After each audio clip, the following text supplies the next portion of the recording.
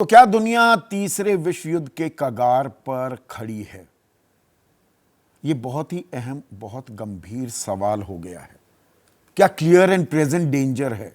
यह कोई पतंगबाजी नहीं हो रही है, कोई सनसनीखेज पत्रकारिता नहीं हो रही है, क्योंकि 12 और 13 जून जो अभी गया है, 2 दिन पहले की बात है, वो दरमियानी रात इजराइल ने ऑपरेशन राइजिंग लायन के तहत जो 200 फाइटर विमान, लड़ाकू जहाज ईरान में घुसा दिए।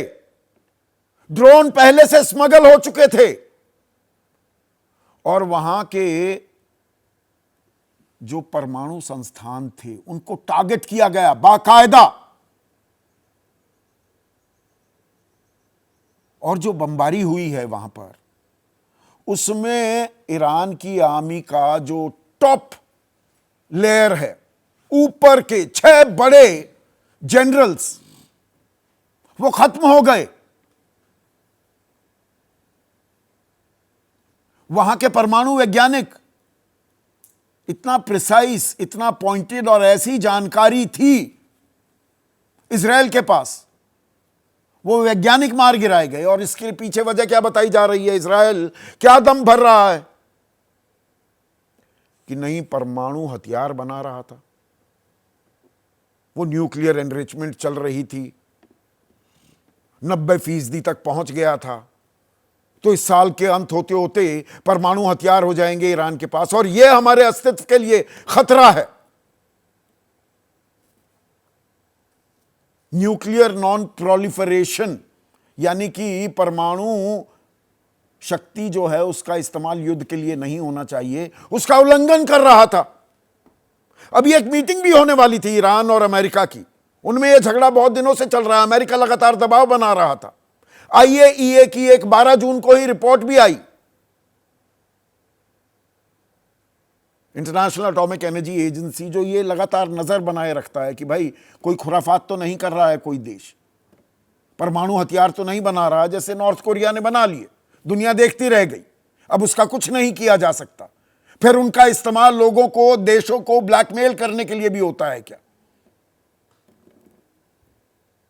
पीस के लिए इस्तेमाल किया जाए। ईरान का काम ही शुरू, जो ये परमाणु सशक्तिकरण का और परमाणु पावर बनने का जो ऑपरेशन था, दरअसल 1957 में शुरू हुआ, अमेरिका ने शुरू किया था। लेकिन वहां पर जब क्रांति हुई 70 के दशक के अंत में और वो इस्लामी मुल्क बन गया, तो सब कुछ बिगड़ गया।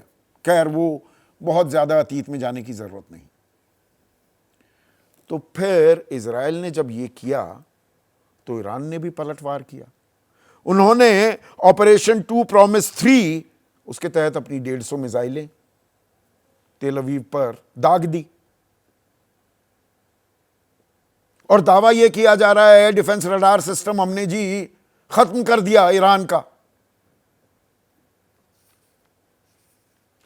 अब खमैनी जो सुप्रीम लीडर हैं इजराइल के, वो कह रहे हैं कि देखिए, अब तो आपने युद्ध शुरू कर दिया है, इजराइल ने युद्ध की शुरुआत कर दी है, लेकिन जंग के बीच से नहीं निकल पाएगा।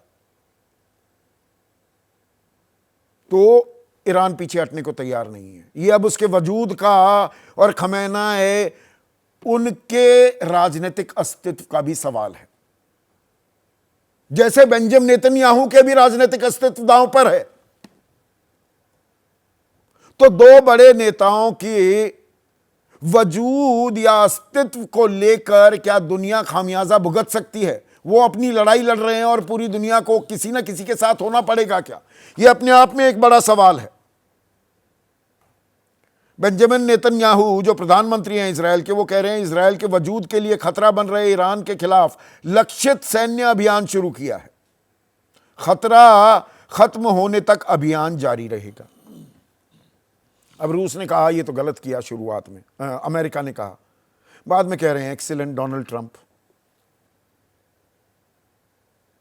तो अमेरिका तो साथ है इजराइल के, लेकिन यहां पर तीसरे विश्व युद्ध की आहट की बात मैं क्यों कर रहा हूं? क्योंकि जो ये मिडिल ईस्ट का इलाका है, यहां पर जो अरब मुल्क हैं वो किसके साथ जाएंगे? यहां अपने आप में बड़ा सवाल है। कॉमन सेंस कहेगा भाई ईरान के साथ ही जाएगा, इराक भी, जॉर्डन भी, सीरिया, तुर्की तो पहले से ही उनका समर्थन करता आया है।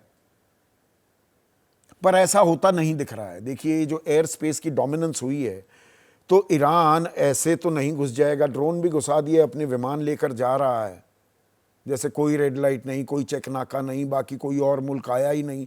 इराक की एयर स्पेस है, जॉर्डन है, सीरिया है, सबने जाने दिया।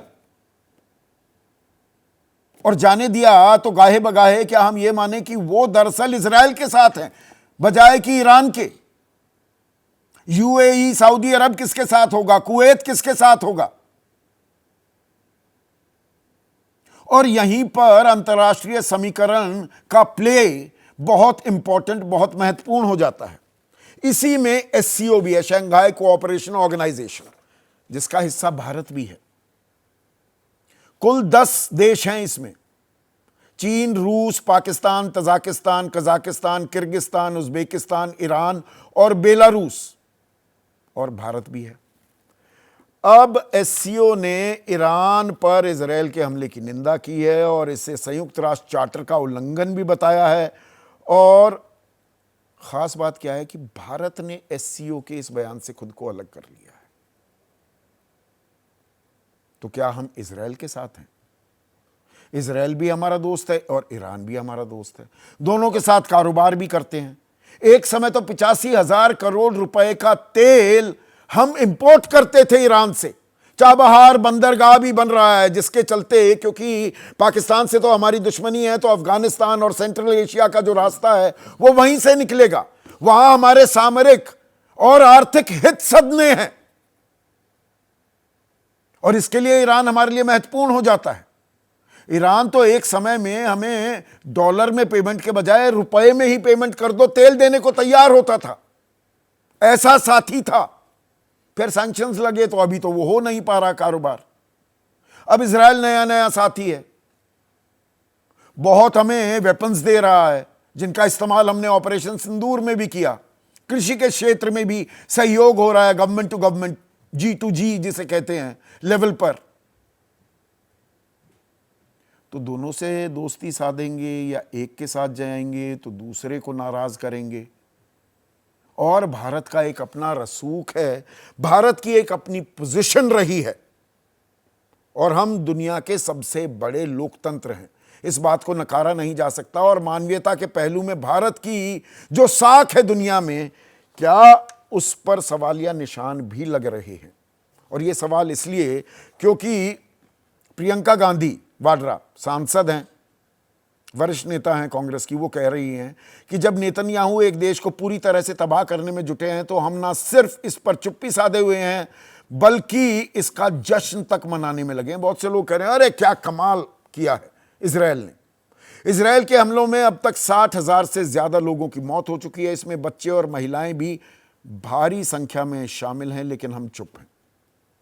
और कांग्रेस के राष्ट्रीय अध्यक्ष मल्लिकार्जुन खड़गे वो कह रहे हैं कि गाजा में सीजफायर स्थापित करने के लिए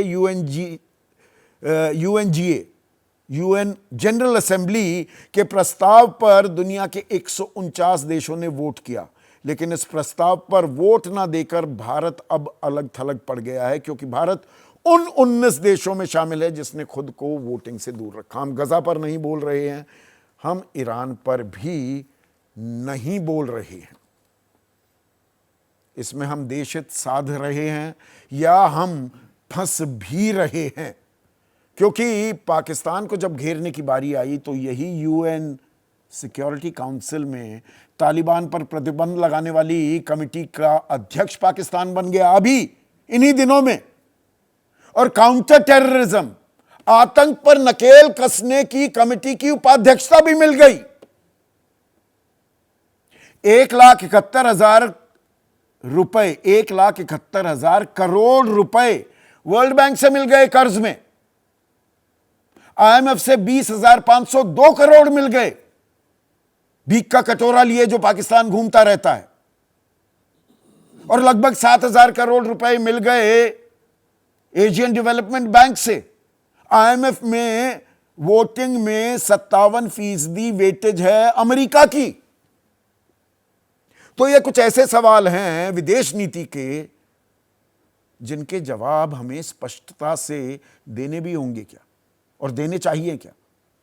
इसी पर आज मैं चर्चा करने वाला हूं। ऐसे में आज का सीधा सवाल अब आपके स्क्रीन पर आता हुआ, इजराइल ईरान की लड़ाई, दुनिया पर आफत आई और तेल अवीव या तेहरान। तेल अवीव इजराइल की राजधानी है, तेहरान ईरान की। जिनको जानकारी ना हो, मैं उम्मीद रखता हूं सबको जानकारी होगी। भारत का किस ओर रुझान। और आज किसी नेता को मैंने नहीं बुलाया, यह बहुत ही गंभीर, बहुत ही संवेदनशील मामला है। तो टॉप एक्सपर्ट्स हैं मेरे साथ। Lieutenant general Sanjay Kulkarni, retired रक्षा विशेषज्ञ हैं जाने माने। सियाचिन पर जो तिरंगा हमारा लहराता है, सबसे पहले ये वो वाहिद शख्स हैं जो वहां लेकर गए थे हमारे तिरंगे को। अशोक सज्जनहार हैं, जाने माने राजनयिक। एक और जाने माने डिप्लोमैट प्रभुदयाल साहब भी हैं। दो वरिष्ठ पत्रकार दिबांग मेरे साथ हैं, मेरे सहयोगी आशीष सिंह, विदेश नीति को लगातार ट्रैक करते आए हैं और पॉलिटिक्स को तो ट्रैक करते ही हैं, ये इसमें घालमेल हो रहा है आज। और वेल अव्वाद वरिष्ठ पत्रकार हैं, और जिस खित्ते की, जिस इलाके की हम बात कर रहे हैं जहां पर तनाव है, इनसे बेहतर कम ही लोग उसे ट्रैक करते हैं, स्टडी करते हैं, सालों से ऐसा करते आए हैं। वेल अव्वाद।